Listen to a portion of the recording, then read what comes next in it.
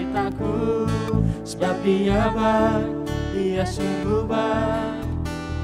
Kasih setianya untuk selamanya, sebab Dia baik, Dia sungguh baik. Kasih setianya kekal selamanya.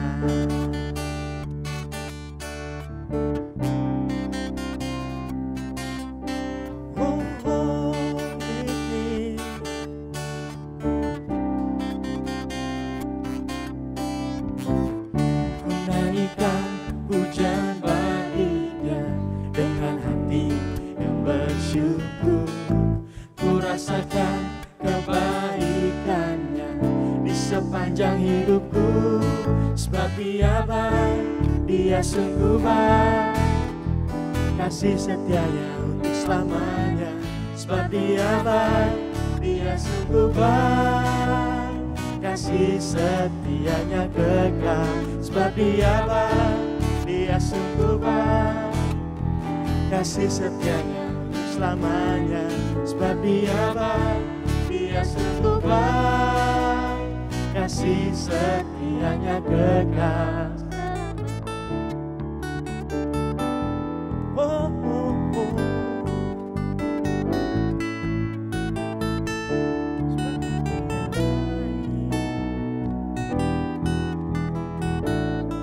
Sebab Dia baik, Dia sungguh baik.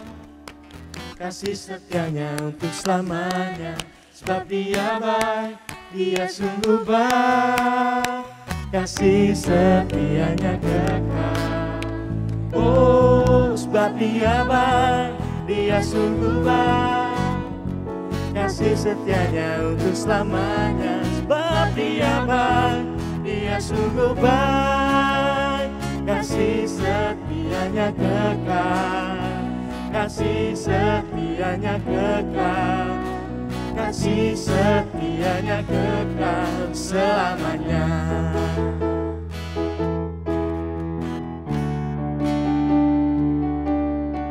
Oh, oh, oh, oh.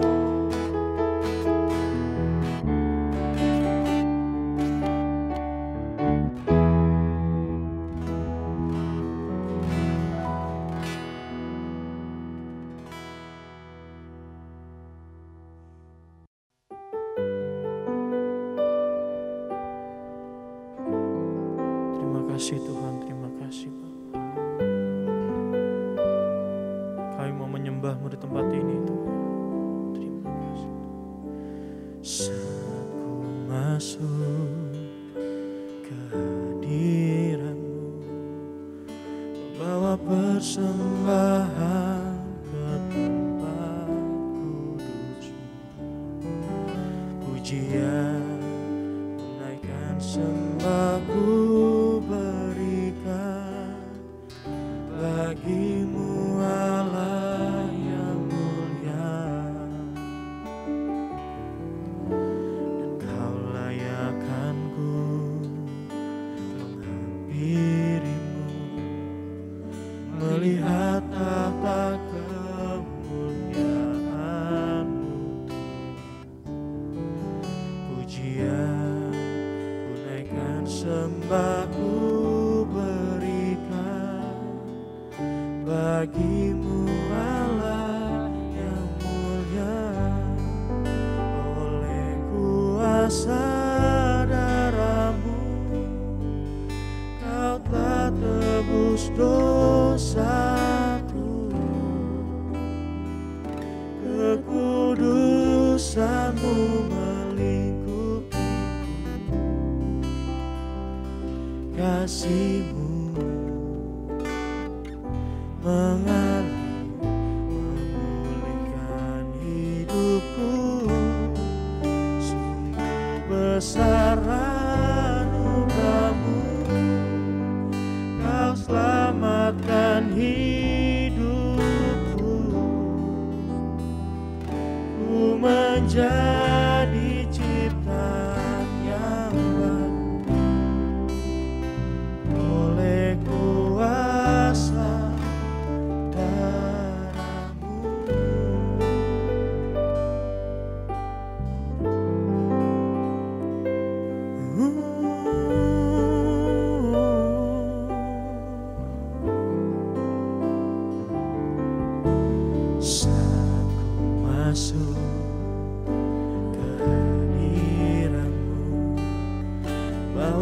persembahan ke tempat kudus-Mu. Pujian naikkan sembahku berikan bagi-Mu Allah yang mulia. Kau layakkan ku menghampirimu, melihat tahta kemuliaan-Mu. Pujian naikkan sembahku berikan bagi-Mu Allah yang mulia. Oleh kuasa darah-Mu Kau telah tebus dosaku, kekudusan-Mu melingkupiku, kasih-Mu mengalir memulihkan hidupku. Sungguh besar anugerah-Mu, Kau selamatkan hidupku. Ku menjadi ciptaan yang baru oleh kuasa darah-Mu. Oh, oleh kuasa darah-Mu Kau telah tebus dosaku, kekudusan-Mu melingkupi, kasih-Mu mengalir memulihkan hidupku. Sungguh besar anugerah-Mu, Kau selamatkan hidupku. Ku menjadi ciptaan yang baru oleh kuasa darah-Mu. Kami sembah, haleluya. Oh, kami tinggikan Engkau, kami anugerahkan Engkau. Oh, Kau Yesus, kami sembah Kau, haleluya. Terima kasih, kami sembah, kami tinggikan segala ucapan syukur, kami naikkan padamu. Oh, haleluya, kami sembah, Kau Allah yang baru, Allah yang perkasa. Haleluya. Oh, kami menyembah-Mu dengan ucapan syukur. Haleluya. Oh, haleluya.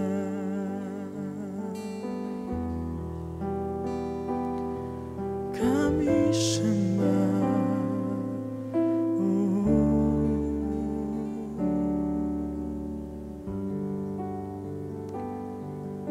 Kami datang padamu, kami sembahkan. Di saat badai bergelora, ku akan terbang bersamamu.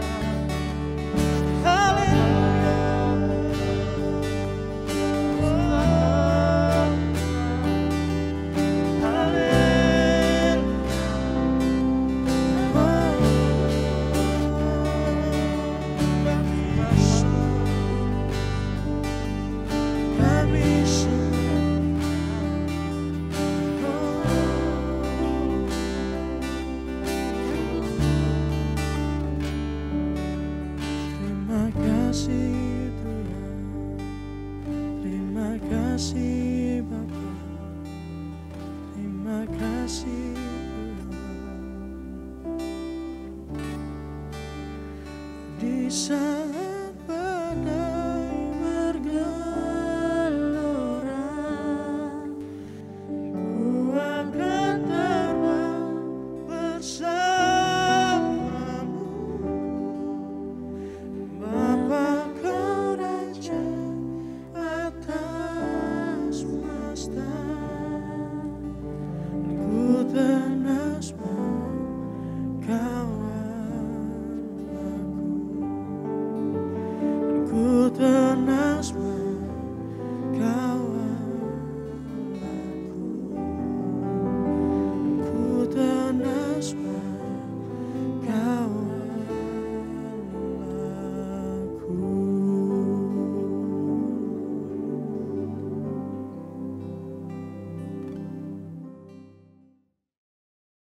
Eco Generation, happy weekend. Selamat akhir pekan. Minggu keempat di bulan Januari. 1 week to go to February. I hope teman-teman selalu tetap antusias dan walaupun beribadah online gitu ya. Tapi hey, bagi teman-teman yang mau join untuk ibadah onsite, we welcome you guys as well. Kita beribadah onsite setiap hari Minggu jam 10 pagi di Eco Hall atau di ruangan Eco kita sendiri yang baru begitu ya. So hey guys, please join us dan sama-sama kita beribadah kepada Tuhan. Dan untuk teman-teman yang masih beribadah online pun, that's very fine. Kita sama-sama beribadah dan memuliakan nama Tuhan juga melalui online. Amin. Dan hey, hari ini saya akan menyampaikan sebuah pesan firman Tuhan. Sebelum itu mari sama-sama kita berdoa kepada Tuhan terlebih dahulu. Tuhan Yesus, terima kasih buat anugerah-Mu yang besar selama 1 minggu ini Tuhan. Dan di akhir pekan ini kami mau mendengarkan firman Tuhan. Biarlah Tuhan berbicara kepada kami sebab Engkau Allah yang berbicara. Dan siapkan hati kami supaya kami bisa mendengar firman itu dan firman itu menjadi rema dalam kehidupan kami. Terima kasih ya Tuhan. Engkau yang sangat luar biasa, Engkau yang sangat hebat. Dan kami buka hati kami. Di dalam nama Tuhan Yesus Kristus. Haleluya. Amin. Amin, amin. So, seperti yang saya sudah bilang minggu lalu, bulan Januari kita akan membahas spiritual health atau tentang kesehatan rohani. Dan hari ini saya akan melanjutkan seri daripada bulan kita, yaitu tentang kesehatan rohani. Saya akan kasih judul khotbah hari ini tentang namanya cara kerja Tuhan. Jadi saya kasih judul khotbah hari ini cara kerja Tuhan. Ya, karena bagaimana kita mau memiliki roh yang sehat kalau kita tidak mengerti bagaimana cara kerjanya Tuhan? Ya, bagaimana kita mau memiliki roh yang benar? Kalau minggu lalu saya bawakan firman tentang itu, tapi kita tidak tahu cara kerjanya Tuhan seperti apa. Jadi saya pikir adalah baik untuk sama-sama kita mendengar firman ini supaya kita bisa memiliki roh yang sehat dan kita bisa, mengetahui cara kerjanya Tuhan seperti apa. Saya akan bacakan satu ayat. Ayatnya dalam 1 Korintus 6 ayat 19, ayatnya berbicara seperti ini, mungkin familiar buat teman-teman semuanya. Atau tidak tahukah kamu bahwa tubuhmu adalah bait Roh Kudus yang diam di dalam kamu, Roh Kudus yang kamu peroleh dari Allah, dan bahwa kamu bukan milik kamu sendiri. Ayat ini bertanya kepada kita, tahukah kita bahwa tubuh kita adalah bait Roh Kudus yang berasal dari Allah. Dan hidup kita bukan milik kita sendiri, karena ada Tuhan Yesus, ada Roh Allah, ada Roh Kudus yang diam di dalam hidup kita ini. Saya kira menjadi sebuah pertanyaan yang sama dari ayat favorit saya, Galatia 2 ayat 20. It's no longer I who live, but Christ lives in me. Menjadi sebuah pertanyaan yang sama bagi kita, apakah kita tahu bahwa hidup yang kita hidupi sekarang adalah bukan tentang kita lagi, tetapi tentang Tuhan Yesus yang hidup di dalam kita. So, teman-teman jawab pertanyaannya. Apakah kamu tahu bahwa tubuhmu adalah bait Allah? Apakah kamu tahu bahwa hidupmu bukan kamu lagi, tetapi Tuhan Yesus yang hidup di dalam kamu? Dan gak heran kalau teman-teman gak tahu akhirnya jadi punya hidup yang sembarangan. Gak heran kalau teman-teman gak tahu hidupmu adalah untuk Tuhan, gak tahu kalau hidupmu ini adalah bait Allah, gak tahu kalau ada Roh Allah yang tinggal di dalam kamu, dan hidupmu bukan kamu lagi, maka nggak heran hidup kamu akan sembarangan. Kamu kalau pergi, kamu akan pergi ke tempat-tempat sembarangan. Kamu kalau bergaul, kamu bergaul dengan orang-orang sembarangan. Kamu kalau punya hubungan, punya pacar, kamu berpacaran dengan sembarangan. Kamu mungkin ngomongnya sembarangan, bicaranya sembarangan. Atau mungkin bahkan belum menjadi sebuah aksi atau bahkan belum menjadi sebuah tindakan, buah pemikiranmu adalah pemikiran yang sembarangan. Hey, saya kira karena kamu tidak tahu bahwa tubuhmu adalah bait Allah. Tapi saya yakin dan percaya kalau tubuhmu adalah bait Allah dan kamu menyadari itu, maka semua hidup dalam kehidupan kamu akan serasa teratur, akan serasa enak, akan serasa nyaman.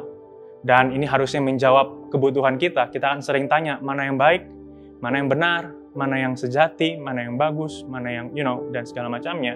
Hey, kalau kamu mau tahu mana yang benar, hiduplah dipimpin oleh Roh Kudus. Hiduplah dan ketahuilah bahwa hidupmu itu bukan kamu lagi, tapi Tuhan Yesus yang hidup di dalam kamu. Katakan amin. So, Roh Kudus tinggal di dalam kamu. Dan Roh Kudus itu berasal dari Allah, kata Alkitab. Tahukah kamu bahwa Allah itu ada di dalam kamu? Tahukah kamu bahwa Roh Kudus itu diam di dalam tubuhmu ini? Atau jangan-jangan kita malah lebih tawan roh setan daripada Roh Kudus? Atau jangan-jangan kita malah lebih kenal sama setan-setan di dunia daripada Roh Kudus yang ada dalam diri kita? Mungkin karena waktu kecil kita sering takut-takutin, ayo jangan pulang malam-malam ya, pulang sebelum matahari terbenam, kalau enggak nanti dikejar sama kuntilanak. Kalau enggak nanti diikutin sama gundurwo, kalau enggak nanti disusulin sama pocong dan segala macam. Akhirnya kita semakin mengenal roh-roh dari dunia, bukan daripada roh Tuhan. Akhirnya kita semakin akrab dengan malah, Annabelle, apa itu, Nun, apalagi, film-film horor yang ada di bioskop, kita lebih akrab sama mereka daripada kita tahu bahwa Roh Kudus yang ada dalam diri kita. Padahal di Alkitab dikatakan bahwa Roh Allah lebih besar dari apapun juga. Bukan berarti saya melarang untuk teman-teman nonton bioskop. Hey, kalau nonton silahkan nonton. Pilihlah film yang sesuai dengan kategori usiamu, pilihlah film yang sesuai dengan seleramu, tapi ingat ada Roh Kudus di dalam kehidupan kamu. Dan roh itu lebih besar dari apapun juga. Dan harusnya tidak menghalangi nilai hidup kamu untuk bisa kamu beraktivitas seperti biasanya. Amin. Dan, hey, I'm gonna show you guys sebuah ayat yang menarik dalam Alkitab, dalam Matius 14 ayat 25-27, di mana para murid-murid juga mengira Tuhan Yesus adalah setan atau hantu, atau, roh jahat, begitu ya. Matius 14 ayat 27 bilang begini, kira-kira jam 3 malam, datanglah Yesus kepada mereka berjalan di atas air.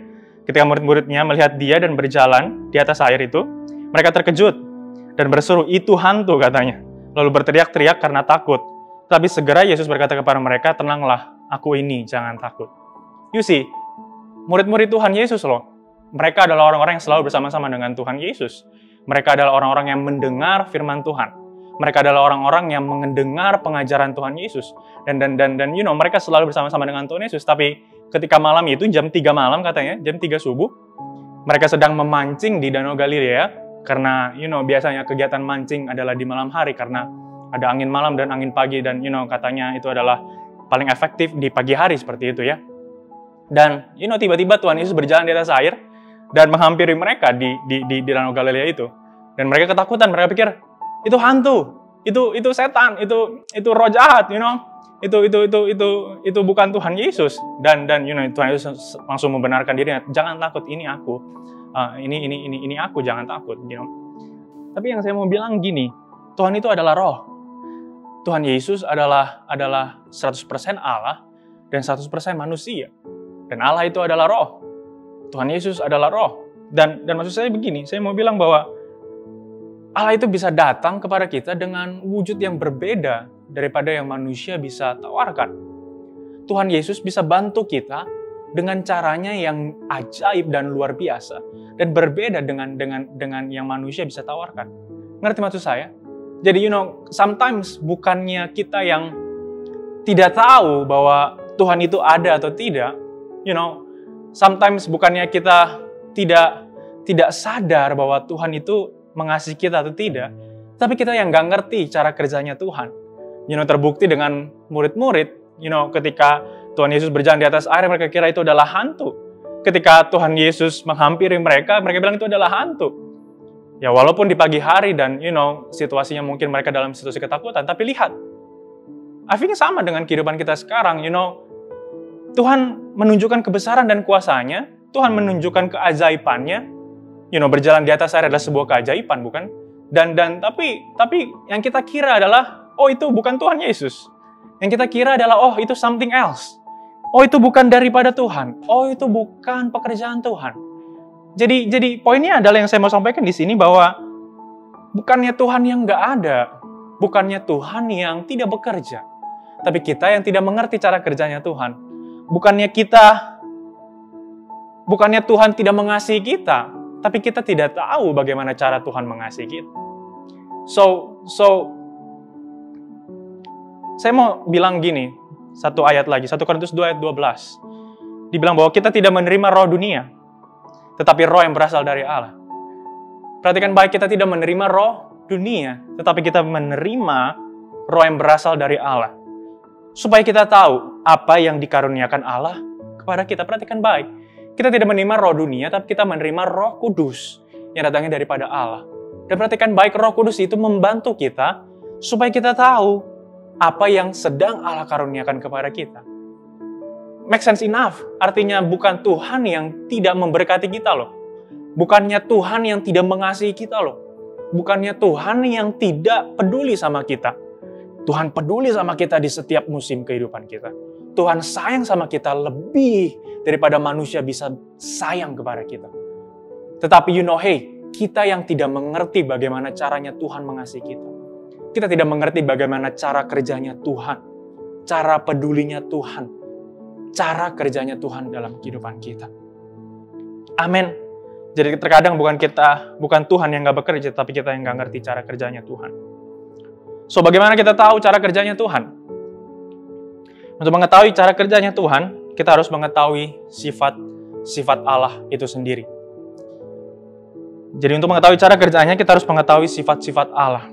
Yang pertama saya mau kasih tahu bahwa sifat Allah adalah Allah yang omniscience, atau Allah yang maha tahu. Omniscience, Allah yang maha tahu. Ayatnya dalam Mazmur 139 ayat 1-5, dibilang begini, Tuhan, Engkau menyelidiki dan mengenal aku. Engkau mengetahui kalau aku duduk atau berdiri. Engkau mengerti pikiranku dari jauh. Engkau memeriksa aku kalau aku berjalan dan berbaring. Segala jalanku kau maklumi. Sebab sebelum lidahku mengeluarkan perkataan, sesungguhnya semua telah kau ketahui ya Tuhan. Dari belakang dan dari depan engkau mengurung aku. Dan engkau menaruh tanganmu ke atas aku.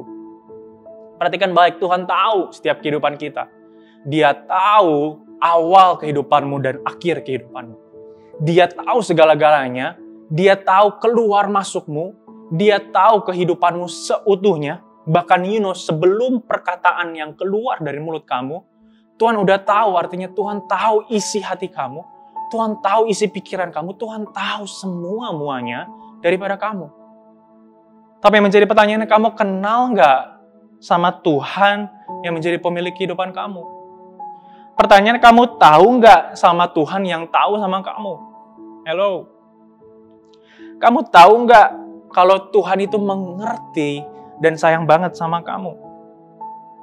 Saya kira kalau kita udah tahu, maka konsep daripada Yeremia 29 ayat 11, bahwa rancangan kita katanya ada rancangan damai sejahtera, masa depan yang penuh dengan pengharapan, kita tidak lagi takut akan konsep ini. Kita tidak lagi takut akan masa depan kita sendiri.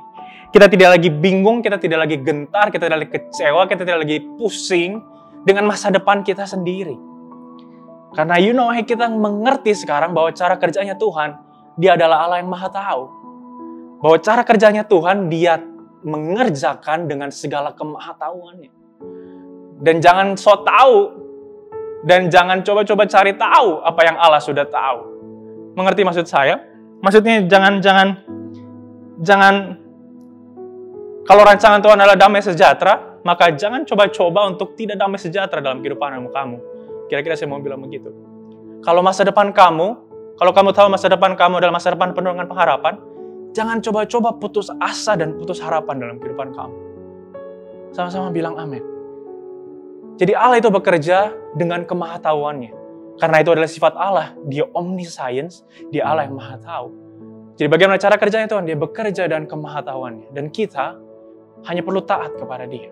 Hanya perlu taat akan rancangan Dia. Hanya perlu taat akan tujuan Tuhan dalam kehidupan kita.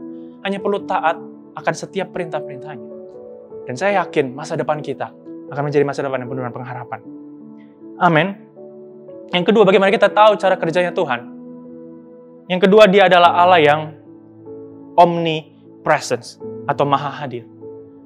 Maka saya mau bilang begini, bahwa Allah kita adalah Allah yang maha hadir. Maka cara kerja Dia tidak terbatas oleh ruang dan waktu. Dia hadir di mana saja. Mazmur 139 ayat 7-10 bilang begini, kemana aku dapat pergi menjauhi roh-Mu? Kemana aku dapat lari dari hadapan-Mu? Jika aku mendaki ke langit, Engkau di sana. Jika aku menaruh tempat tidurku di nurang mati, di situ pun Engkau. Jika kau terbang dengan sayap fajar dan membuat kediaman di ujung laut, juga di sana tanganmu akan menuntun aku, dan tangan kananmu memegang aku. Lihat, Tuhan tahu kemana kita pergi. Dia maha hadir. Tuhan tahu ketika kamu ada di luar rumah. Tuhan tahu ketika kamu ada di dalam rumah. Tuhan tahu ketika kamu ada di luar gereja, dan Tuhan tahu ketika kamu ada di gereja. Tuhan tidak dibatasi ruang dan waktu. Dia nggak dibatasi oleh tembok. Tapi saya mau bilang gini, banyak daripada kita, justru kita yang membatasi cara kerjanya Tuhan. Oh, kalau Tuhan bekerja itu hanya bisa di gereja. Makanya kenapa gereja online tidak laku daripada gereja onsite. Mereka pikir, oh kalau ke gereja, duduk di gereja, nyanyi puji Tuhan, dengar khotbah, duduk, dengar terima doa berkat apalagi, aku akan diberkati Tuhan. Tuhan hadir dalam kehidupan aku. Hey, tubuhmu adalah bait Allah, artinya tubuhmu adalah gereja loh. Jadi gereja itu bukan hanya satu bangunan, 4 kotak, tempat duduk dan kamu bisa memuji dan menyembah Tuhan. Kamu adalah gerejanya. Kamu punya roh Tuhan dalam kehidupan kamu. Kamu punya presence of God dalam kehidupan kamu. Kamu punya hadirat Tuhan dalam kehidupan kamu. Itulah kenapa di hari-hari biasa kamu bisa sekali memuji dan menyembah Tuhan. Dan tidak usah tunggu hari Minggu, tidak usah tunggu kamu datang ke gereja untuk bisa kamu memuji dan menyembah Tuhan. Hidup kamu adalah penyembahan untuk Tuhan. Hidup kamu adalah penyembahan, persembahan untuk Tuhan. Dan Roma 12 ayat 1 bilang itu persembahan yang sejati, ibadah yang sejati adalah ketika kita mempersembahkan tubuh kita sebagai persembahan yang hidup, yang kudus dan yang berkenan kepada Allah. Amin. Jadi, cara kerjanya Tuhan adalah dia tidak dibatasi oleh ruang dan waktu. Dia Allah yang maha hadir. Dia Allah yang omnipresence. Dia Allah yang maha hadir. Dia hadir saat ini ketika saya sedang berkhotbah kepada teman-teman semua. Dia juga hadir kepada teman-teman ketika teman-teman sedang menonton tayangan ini. Katakan amin. Yang ketiga, sifat Allah dan cara kerjanya Tuhan adalah dia omnipotence. Atau Allah yang maha kuasa. Allah yang omnipotence, Allah yang maha kuasa. Masuk 139 lagi, ayat 17-18 bilang begini. Dan bagiku, betapa sulitnya pikiranmu ya Allah, dan betapa besar jumlahnya. Jika aku mau menghitungnya, itu lebih banyak daripada pasir. Apabila aku berhenti, masih saja aku bersama-sama Engkau. Lihat betapa Daud tidak bisa menyaingi pikirannya Tuhan dari pikirannya dia. Betapa Daud sangat sulit dan sangat bingung bahwa, Tuhan itu terlalu ajaib, terlalu besar, terlalu berkuasa lah Engkau Tuhan dalam kehidupan aku. Sehingga kalau aku menghitungnya, itu lebih banyak daripada pasir. Artinya dia sudah berusaha untuk bisa menghitungnya dan saya tidak bisa menemukan jumlah yang pasti akan kuasa Tuhan itu. Saya jadi keingat begini. Abraham dijanjikan sama Tuhan apa? Keturunan. Bahwa keturunannya akan sebanyak pasir di laut dan akan sebanyak bintang di langit. Betul? Tapi lihat apa yang manusia bisa katakan. Oh, nggak bisa lah. Dia kan sudah tua. Istrinya, Sarah, sudah ada di masa menopause, sudah tidak ada di masa subur lagi. Harusnya mereka tidak bisa punya anak. Harusnya mereka mandul. Harusnya mereka, udah tidak bisa punya keturunan, tidak bisa menggenapi janji Tuhan. Janji Tuhan itu nggak ada. Turunannya katanya akan jadi pasir di laut, akan banyak seperti bintang di langit. Hey, itu janji Tuhan yang janji palsu, PHP. Itu yang manusia bisa katakan. Tapi lihat apa yang janji Tuhan. Apa yang kuasa Tuhan lakukan. Apa yang janji Tuhan tergenapi. Keturunannya, dia akhirnya memiliki anak, Ishak. Dan Ishak memiliki anak Yakub. Dan Yakub akhirnya dari situlah lahir ke-12 suku bangsa Israel. Dan dari bangsa Israel itulah keturunan-keturunan Bapak Abraham semuanya. Bahkan sampai sekarang kita dibilang ada keturunan-keturunan Abraham. Hey, lihat bagaimana cara kerjanya Tuhan. Dia bekerja dengan kemahakuasaannya. Dia bekerja lebih daripada yang bisa kita pikir. Dia bekerja lebih daripada yang kita bisa perasakan. Dia bekerja lebih dari apa yang kita bisa hitung. I don't know kalau ini berkaitan atau enggak, tapi manusia seringnya menghitung-hitung. Hitung berkat, cuan aja. Tapi kita lupa ada satu sisi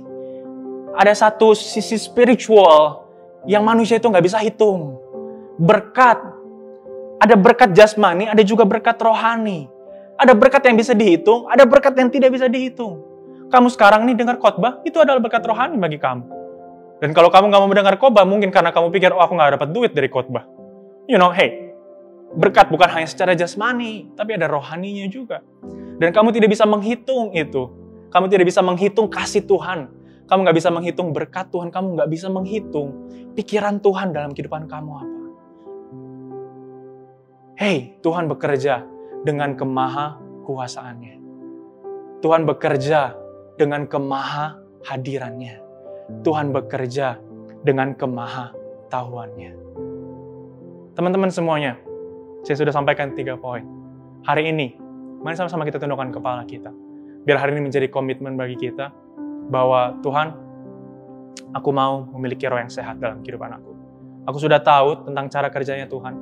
Aku sudah tahu bagaimana Tuhan bekerja memulihkan aku, memberkati aku, mengasihi aku. Dan hari ini Tuhan, aku mau berkomitmen untuk bisa mengasihi Tuhan lebih. Karena aku sudah tahu bagaimana Tuhan mengasihi aku. Karena aku sudah tahu bahwa tubuhku ini adalah bait Allah Tuhan. Dan aku tahu bahwa Tuhan sayang banget sama aku. Jadi hari ini Tuhan, aku mau bilang, aku mau mempersembahkan tubuhku sebagai persembahan yang hidup, yang kudus dan berkenan kepada Tuhan. Kalau teman-teman adalah orangnya, mari sama-sama taruh tanganmu di dada, kita akan berdoa kepada Tuhan. Tuhan Yesus yang baik, terima kasih buat firman Tuhan yang telah mengajarkan kami. Kami belajar bagaimana Tuhan ternyata sayang kepada kami. Dan bagaimana Tuhan ternyata itu memberkati kami lebih daripada yang kami bisa pikir. Bahwa Tuhan sayang banget sama kami lebih daripada yang kami bisa rasakan. Dan lebih juga Tuhan daripada orang-orang di sekitar kami bisa sayang kepada kami. Dan kami belajar banyak Tuhan akan kebenaran firman Tuhan. Hari ini Tuhan kami berkomitmen supaya kami ingin belajar untuk mengenal Engkau lebih dan lebih lagi Tuhan. Kami akan terus buka hati kami untuk kehadiran-Mu ya Tuhan. Kami akan terus buka hati kami untuk roh Tuhan itu supaya bisa berbicara dalam kehidupan kami. Karena roh Allah adalah roh yang hidup, roh yang berbicara kepada setiap kami. Terima kasih ya Tuhan, terima kasih ya Yesus. Segala puji dan hormat hanya untuk kemuliaan nama Tuhan. Di dalam nama Tuhan Yesus Kristus, haleluya. Amin, dan amin, dan amin. Guys, God bless you and God love you all. Haleluya.